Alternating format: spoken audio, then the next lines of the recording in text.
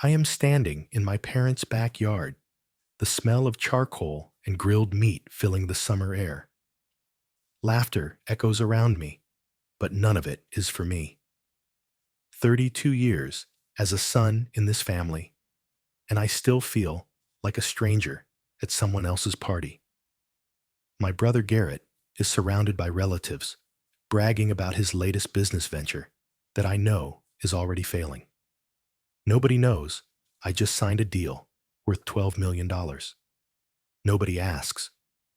But today, my Aunt Lorraine arrives with a strange look in her eyes, and I sense something is about to change forever.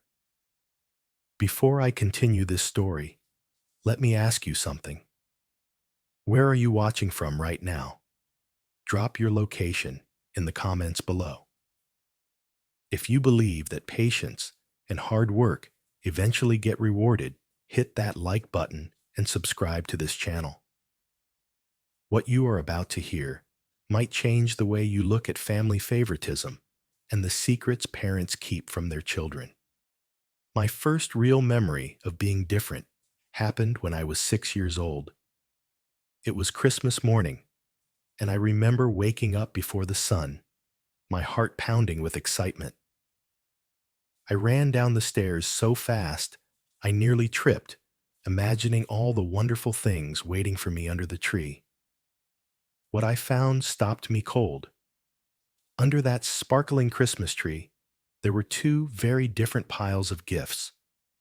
One pile was enormous, wrapped in shiny red and gold paper, with a big tag that read, Garrett. The other pile was small, almost hidden in the corner, with my name on it. I opened my three gifts, slowly, trying to make them last. A used book with bent pages, a pair of plain wool socks, a box of colored pencils that was already missing 3 colors. Meanwhile, my 4-year-old brother Garrett tore through his mountain of presents. A brand new bicycle with training wheels, a giant Lego set that cost more than everything I received combined, a video game system that he had been begging for. When I asked my mother why Garrett got so much more, she looked at me with tired eyes and said, "You are older, Virgil. You should understand these things." I did not understand. I was 6. My father Harold said nothing. He just stared out the window at the falling snow, as if the answer to my question was somewhere out there in the cold. That night, I cried into my pillow and told myself that next year would be different. It never was. Throughout elementary school, I poured everything I had into my studies. I thought that if I could just be good enough, smart enough, successful enough, my parents would finally see me.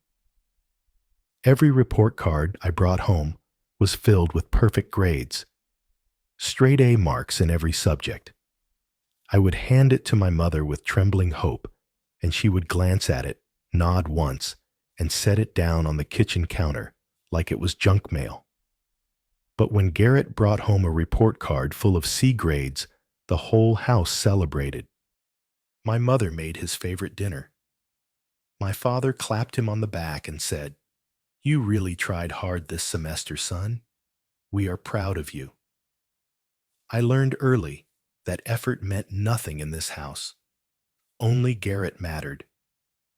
In 5th grade, I entered the county science fair. I spent 3 months building a working model of the solar system with lights that showed how planets moved around the sun. I stayed up late every night cutting painting and wiring everything by hand. When the judges announced that I had won first place in the entire county, I felt like I was floating. The awards ceremony was on a Saturday afternoon. I stood on that stage in the school auditorium, holding my trophy, looking out at the crowd. My eyes searched every row for my parents' faces. They were not there. They had driven Garrett 4 hours away to watch him play in a youth football game. A game where he sat on the bench the entire time. I accepted my award alone. I smiled for the photographer alone. I walked off that stage alone. But then I saw her, sitting in the very last row, clapping harder than anyone else in the room. My Aunt Lorraine. She had driven 2 hours just to be there. She took pictures. She hugged me and told me she was proud. She took me out for ice cream afterward and let me talk about every single detail of my project. That was the first time in my life I felt truly seen by anyone in my family. Aunt Lorraine was my mother's younger sister, 5 years younger than Darlene. The two of them were never close. My mother always treated Lorraine like she was less than like her simple life as a nurse in another city was something to look down on. Lorraine never married, never had children of her own, and my mother never let her forget it.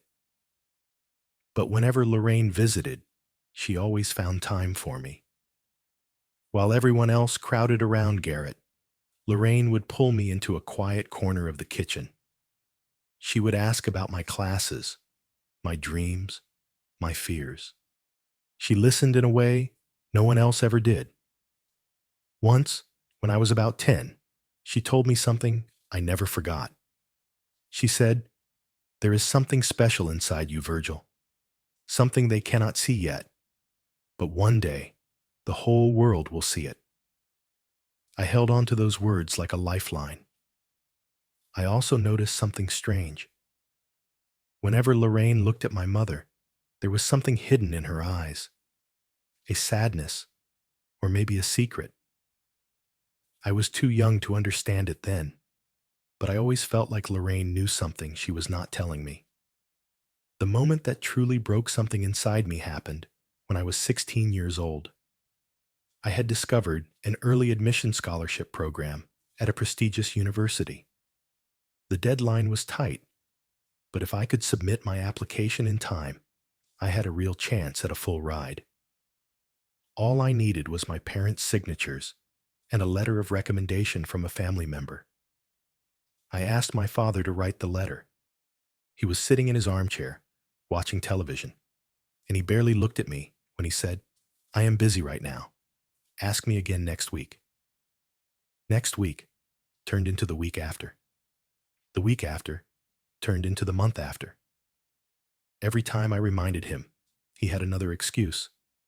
Too tired. Too busy. Not the right time. The deadline came and went. That same month, my parents flew across the country to watch Garrett play in a high school football tournament. He did not even start in the game. He played for maybe 15 minutes total. But they spent thousands of dollars on plane tickets and hotels just to be there for him. They could not find 30 minutes to write a letter that might have changed my entire future. That night, after the deadline passed, I sat alone in my dark bedroom and made a decision. I would never depend on anyone in this family again. Whatever I achieved in life, I would achieve it completely on my own. Getting into college was a battle I fought by myself.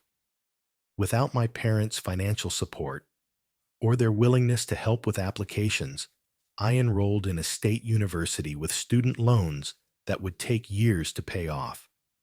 While Garrett went to an expensive private school with every bill paid by our parents, I worked 3 different jobs just to survive. I served tables at a restaurant until midnight. I delivered pizzas on weekends. I worked as a teaching assistant for professors who paid almost nothing. Some nights, I slept only 4 hours before dragging myself to morning classes. Garrett, meanwhile, treated college like a 4-year vacation. He joined a fraternity. He went to parties every weekend. He barely attended his classes. By his 3rd year, he dropped out completely, claiming that traditional education was not for him. Our parents did not scold him. They did not demand he return to school. Instead, my mother said it was because of social pressure. and my father blamed the university for not supporting him properly. I graduated with honors, top of my class in software engineering. The ceremony was held on a bright May afternoon, and I walked across that stage knowing exactly who would not be in the audience. My parents did not come. They said Garrett was going through a difficult transition period and needed their support at home. I did not even bother to feel hurt anymore. I had stopped expecting anything from them years ago.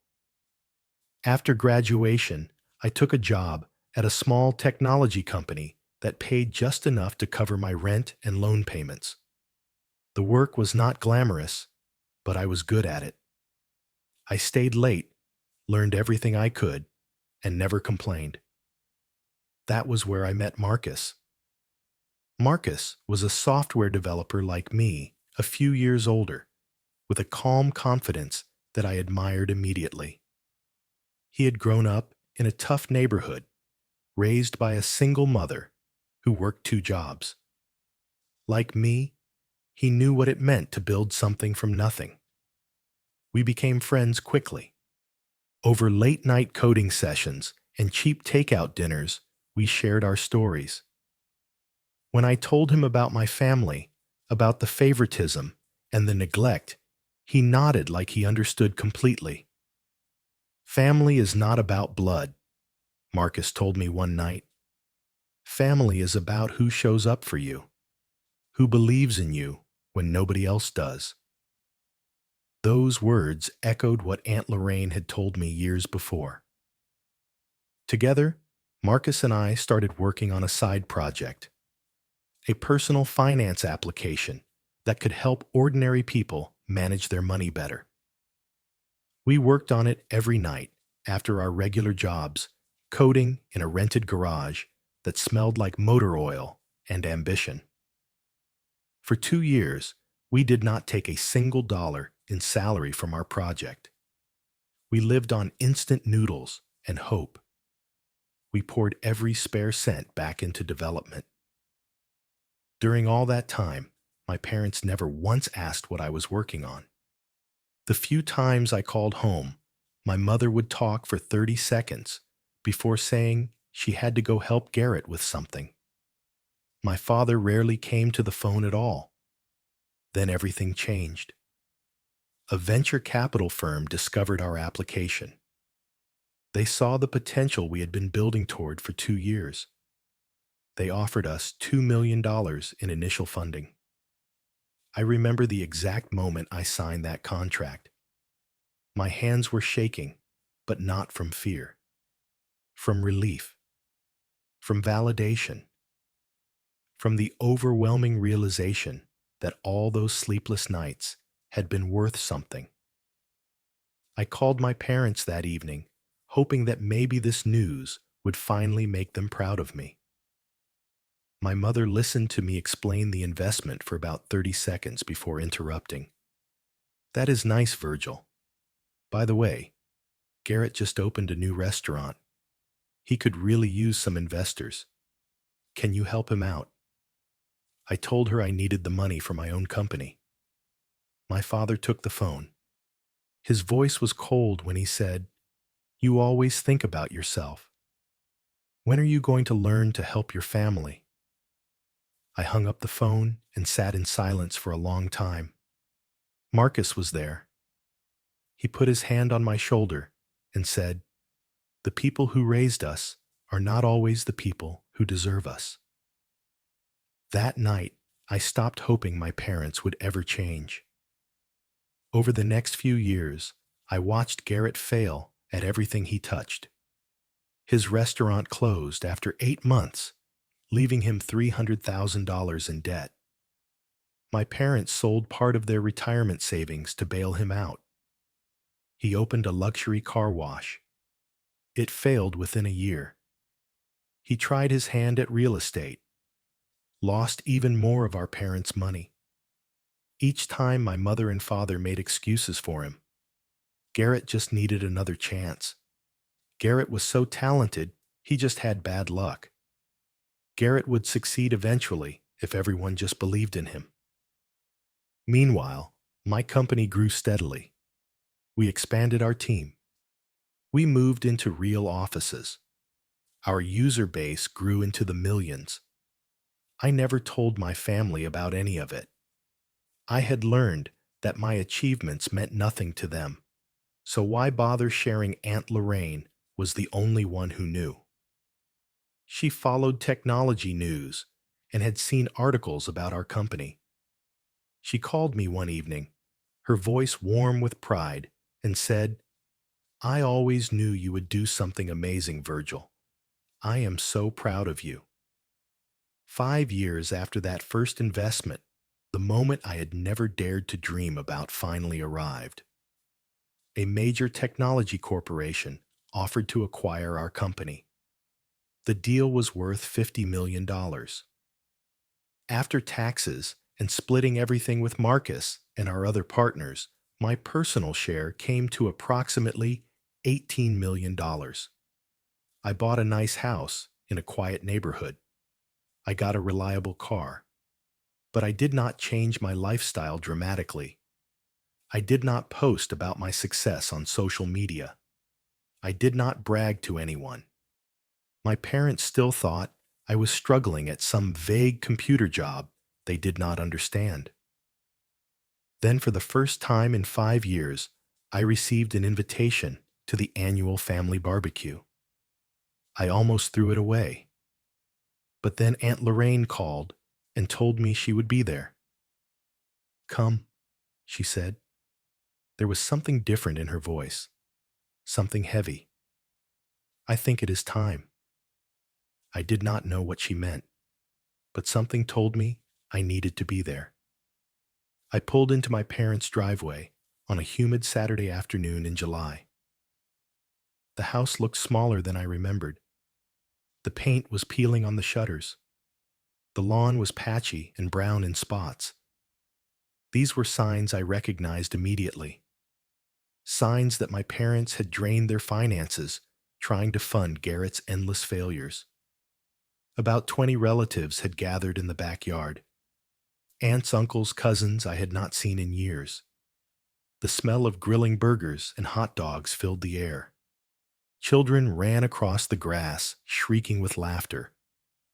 When I walked through the gate, my mother barely glanced up from the potato salad she was arranging. "Oh, Virgil, you made it. Food is over there." No hug. No questions about my life. No warmth at all. Garrett, of course, was holding court in the center of the yard. He had gained weight since I last saw him. His polo shirt strained across his stomach as he gestured dramatically, telling everyone about his latest, incredible business opportunity. I stood near the fence, watching, listening. Some things never change. Then I felt a hand on my arm. I turned to find Aunt Lorraine beside me. She looked older than I remembered, her hair more gray than brown now, but her eyes were sharp and alert. She hugged me tight and whispered in my ear, "Today, everything changes." Before I could ask what she meant, one of my uncles approached me. He was holding a beer and had the slightly unfocused look of someone who had started drinking early. "So, Virgil," he said loudly enough for others to hear, "what are you doing for work these days?" I opened my mouth to answer, but my father appeared beside us and spoke first. "He does something with computers. We are not really sure what."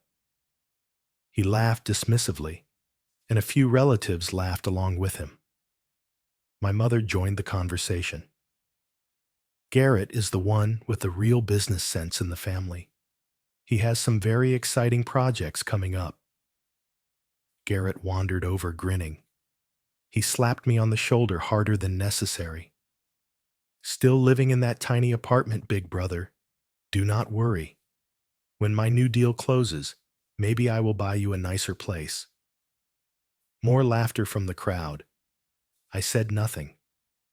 I had learned a long time ago that defending myself in this family was pointless. But I noticed Aunt Lorraine watching from a few feet away. Her face was pale. Her hands were clenched at her sides. She looked like someone who was barely holding back a flood. Later, Garrett pulled me aside near the garage away from everyone else. His grin was gone. In its place was something desperate. "Listen," he said quietly. "I need $300,000. I know you have been saving up for years. You live like a monk. You must have it." I stared at him. "You think I have $300,000? Come on, Virgil. You have been working forever, and you never spend money on anything. Just lend it to me. I swear I will pay you back double when this new thing takes off." "No." His expression hardened. "You are really going to be like that after everything this family has done for you?" I almost laughed. Almost. "What exactly has this family done for me, Garrett?" He stepped closer, his voice dropping to a hiss. "If you do not help me, I will tell everyone here what a selfish, ungrateful person you really are." I looked him straight in the eyes. "Go ahead." He stormed back to the party, and within minutes, I could hear him loudly complaining about how his own brother refused to support him during a difficult time. My father stood up and called for everyone's attention. The yard went quiet. "I want to make a toast," he announced, raising his beer. "To Garrett, our family's entrepreneur. He has had some setbacks, but he is about to have a major breakthrough. We could not be more proud of him." He turned to look at me. "And maybe someday, Virgil will grow up and learn what it means to support his family instead of only thinking about himself." My mother nodded vigorously. Several relatives looked at me with disapproval. I felt like I had been slapped in front of everyone I had ever known. This was the lowest moment, the culmination of 32 years of being invisible, being dismissed, being treated like a burden instead of a son. Then Aunt Lorraine set her glass down on the picnic table. The sound rang out sharply in the quiet yard. She walked to the center of the gathering, her steps deliberate, her face set with determination. "I have been silent for 32 years, she said. Her voice was calm, but carried across the entire yard. "I cannot be silent anymore." My mother went pale. "Lorraine, what are you doing?" "Do you want to tell them, Darlene?" Aunt Lorraine asked. "Or should I tell them what?" My mother's voice cracked. "There is nothing to tell. There is everything to tell." The yard was completely silent now. Even the children had stopped playing. Aunt Lorraine took a deep breath and began. 33 years ago, before Darlene married Harold, she was involved with another man, the son of a wealthy family in our hometown. She got pregnant. When she told him, he refused to acknowledge the child. He paid her off and disappeared. Whispers rippled through the crowd. Darlene was terrified of the scandal. So she rushed into a marriage with Harold, who had been pursuing her for months. She told him the truth before the wedding, and he agreed to raise the child as his own. My mother was crying now, mascara running down her cheeks. "Lorraine, please stop." But Lorraine continued. "That child was Garrett." The words hit the crowd like a physical force. I saw relatives exchange shocked glances. I saw Garrett's face go white as paper. Harold is not Garrett's biological father, but he is Virgil's father. Virgil is Harold's only biological son. Lorraine's voice grew harder. For 32 years, I watched my sister overcompensate for her guilt. She spoiled Garrett to make up for the father he never had. And she neglected Virgil, her husband's real son, because his very existence reminded her that her marriage began with a lie. Garrett stumbled backward. No, that is not true. Mom, tell her she is lying. My mother could not speak. She just sobbed into her hands. My father Harold sank into a lawn chair. He looked like a man whose entire life had just collapsed. When he finally spoke, his voice was barely a whisper. I am sorry, Virgil. I was a coward. I let her treat you that way because I did not want to lose her. I should have protected you.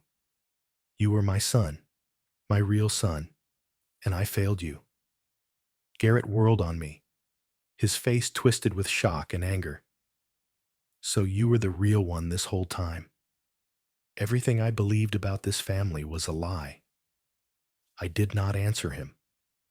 I just looked at my parents, at the people who had made me feel worthless for my entire life. The relatives were already dispersing, some shaking their heads, some hurrying to their cars. Nobody wanted to be part of this anymore. I stood up slowly. When I spoke, my voice was steady. I do not need an apology. 32 years taught me how to stand on my own 2 feet. I looked at Garrett. You are not my enemy. You were a victim too, in a different way. Then I addressed everyone who was still listening. My name is Virgil. I built a company from nothing. Last year I sold it for $50 million. Nobody in this family knew, because nobody ever bothered to ask. The silence was absolute. I do not need recognition from any of you. I just want you to know that I succeeded not because of this family, but in spite of it. I walked over to Aunt Lorraine and hugged her. Thank you, I said. You were the only real family I ever had. Then I turned and walked out of that backyard without looking back. I drove for about 20 minutes before I had to pull over. I parked on a quiet street lined with oak trees and sat there in the silence of my car. And then I cried, not from pain, not from anger. I cried because for the first time in 32 years, the weight I had been carrying was finally gone. The questions I had asked myself my whole life, wondering why I was never good enough, wondering what was wrong with me, finally had answers. There was nothing wrong with me. There never had been. I turned off my phone without looking at the dozens of messages and missed calls flooding in. I drove home and slept more deeply than I had in years. In the weeks that followed, I had to decide what kind of relationship, if any, I wanted with my family. I agreed to meet my father once at a coffee shop far from the old house. He looked like he had aged 10 years in 2 weeks. He cried and apologized, telling me he'd been too afraid of losing my mother to ever stand up for me. I told him I forgave him, and I meant it. But I also told him I needed time and space to heal. I did not reach out to my mother. I felt no desire to hear her explanations or excuses. Some wounds are too deep for words to fix. Garrett called me once. He did not apologize. He asked if I could lend him money now that I was rich. I hung up and blocked his number. Aunt Lorraine became an even bigger part of my life. I offered to buy her a house near me, but she refused. She did agree to move to my city, though, and we started having dinner together every Sunday. Those meals became the highlight of my week. Marcus and I began working on a new project together. Not another company, but a scholarship fund for children from difficult family situations. Kids who felt invisible. Kids who needed someone to believe in them. For the first time in my life, I also started opening myself up to the possibility of love. I went on dates. I let people in. It was terrifying and wonderful in equal measure. Looking back on everything now, I realize that my journey taught me 3 important lessons. First, family is not defined by blood. Family is defined by the people who choose to love you, support you, and show up for you when it matters. Aunt Lorraine was more family to me than my parents ever were. Second, the best revenge is not anger or bitterness. The best revenge is living well, building a life that makes you proud, regardless of who believes in you. Third, forgiveness is not about the other person.